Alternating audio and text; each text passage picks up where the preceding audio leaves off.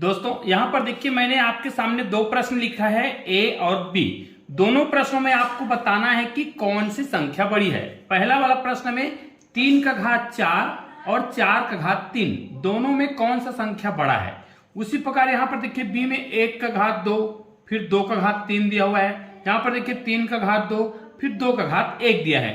तो इस प्रश्न में कौन बड़ा है आपको कमेंट करके बताना है। दोनों ही प्रश्न बहुत ही सरल है। तो चलिए पहले प्रश्न को हम पहले बताते हैं, फिर इस प्रश्न को बताएंगे कि दोनों में कौन सी संख्या बड़ी होती है। ठीक है, इसके लिए मैं आपको ट्रिक भी बताने वाला हूं, बहुत ही शानदार ट्रिक। तो सबसे पहले इस प्रश्न को देख लेते हैं जिसमें हमको बताना है कि कौन सी संख्या बड़ा और कौन सी संख्या छोटा है। सिंपल सी बात है, इसमें तो केवल घात एक ही बार दिया है, तो इसमें आपको ज्यादा कुछ भी नहीं करना है। 3 का घात 4 दिया हुआ है। ठीक है, दूसरे कैसे करते हैं। यदि यहां पर हमें 3 का घात 4 दिया हुआ है, ठीक है, इसका मतलब है कि 3 को हमें 4 बार गुना करना है। ठीक है, और यहां पर 4 का घात दिया हुआ है 3, इसका मतलब 4 को हमें 3 बार गुना करना है। ठीक है, तो यहां पर हम करते हैं 3 को हम 4 बार गुना करेंगे, इस प्रकार गुना करते जाएंगे। ये देखिए 3 को हमने 4 बार गुना कर दिया और ये हो गया पहला। और दूसरा यहां पर 4 को हमें गुना करना पड़ेगा 3 बार, क्योंकि 4 को 3 बार जब हम गुना करेंगे ना, 4 को हम 3 बार गुना करेंगे, इसका मतलब है कि 4 का घात 3 और यहां पर 3 का घात 4। अब इसको हम गुना करेंगे तो 3 तिया 9। ठीक है, उसी प्रकार इसको भी गुना करेंगे तो 3 तिया 9 हो जाएगा। फिर दोनों को गुना करेंगे तो 9 निया 81। ये तो हमारा पहला पार्ट हो गया एक बार। दूसरा इसको हम गुना करेंगे 4 चौक 16 होगा, और 16 को हम फिर से गुना करेंगे 4 से, तो कितना हो जाएगा 16 चौक 64। तो यहाँ पर आप देख सकते हैं 3 का घात 4 और 4 का घात 3 लिखा है।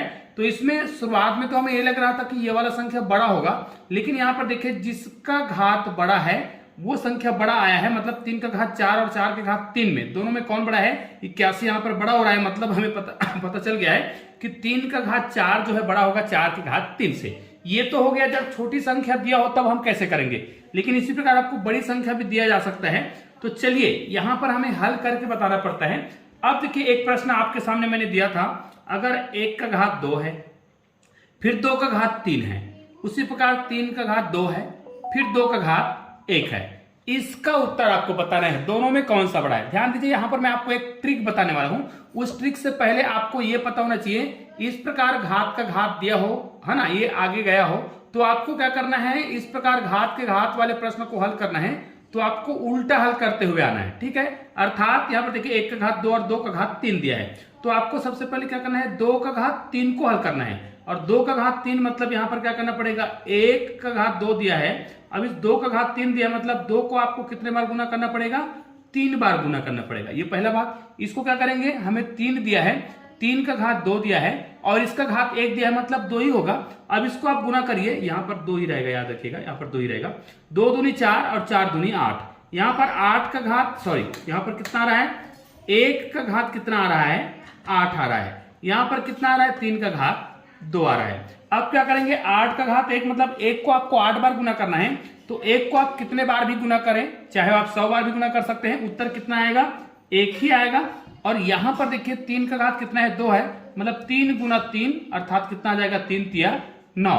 अब देख सकते हैं कि दोनों में कौन सी संख्या बड़ा है। अब यहां पर देखिए हमको शुरू में यह लग रहा था 1 का घात 2 और 2 का घात 3 बड़ा है, ऐसा लग रहा था, लेकिन ऐसा नहीं है। याद रखिए यहां पर बड़ा कौन सा हो रहा है, 3 का घात 2 और 2 का घात 1, ये वाला संख्या क्या है, बड़ा है। अब इसमें मैं आपको ट्रिक बता दूं कि इस प्रकार के प्रश्नों को आप तुरंत कैसे बता सकते हैं। यदि शुरुआत में आधार 1 है, ध्यान दीजिएगा, अगर आधार 1 है तो इसका उत्तर हमेशा 1 ही आएगा, क्योंकि 1 का घात आप कितना भी क्यों ना कर ले, इसका उत्तर कितना आता है, 1 ही आता है। तो अगर शुरुआत का आधार 1 है, ठीक है, और इधर में शुरुआत का आधार कोई ना कोई संख्या है और इधर संख्या दिया है, शून्य ना हो भाई, कहीं पर भी शून्य ना हो और संख्या दिया है, तो निश्चित रूप से वो संख्या बड़ा होगा। ठीक है, हाँ, यहां पर अगर 1 के अलावा कोई भी संख्या है और इधर घात कहीं पर शून्य भी दे दे तो भी कोई दिक्कत नहीं है, ये वाला संख्या बड़ा ही होगा। उदाहरण के लिए मैं आपको बता रहा हूं, मान लीजिए मुझे कोई प्रश्न दिया है 1 का घात 55, ठीक है, और इसका घात और कुछ भी दे दे, उससे कोई मतलब नहीं है। और यहां पर दिया है, मान लीजिए यहां पर हमें दे दिया है 5 का घात 2 और इस 2 का घात हमें दे दिया है 0।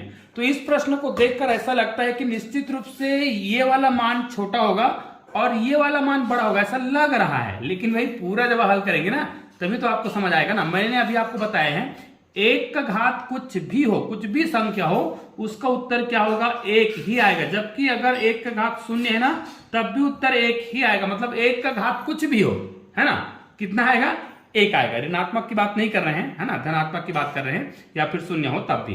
तो यहां पर तो उत्तर कितना आएगा, एक ही आएगा भाई। अब यहां पर 5 का घात 2 और 2 का घात शून्य दिया है, तो मैंने अभी आपको बताया है कोई भी संख्या हो जिसका घात यदि शून्य है, उसका मान कितना आएगा, एक आएगा। यहां पर देखिए 5 का घात 2 और 2 का घात शून्य, अर्थात इतने भाग को अगर हम हल करते हैं तो हमारा उत्तर कितना आएगा, एक आएगा। और 5 का घात 1 है मतलब 5, तो भी मतलब मैंने आपको भी बताया था कि 1 और 5 में कौन बड़ा है, ये वाला बड़ा है, अर्थात ये वाला संख्या क्या है, बड़ा है। तो निश्चित रूप से यदि आपको कोई आधार दे दिया है और आधार में 1 दिया है, तो वो संख्या का मान हमेशा कितना आएगा, एक आएगा। इस ट्रिक का प्रयोग करके आप बड़े बड़े संख्याओं को तुरंत हल कर सकते हैं। निश्चित रूप से यह बहुत ही छोटा सा वीडियो है, तो इस वीडियो को अधिक से अधिक शेयर जरूर करिएगा। चलिए दोस्तों, मिलते हैं एक और बेहतरीन वीडियो के साथ, तब तक के लिए जय हिंद, जय भारत।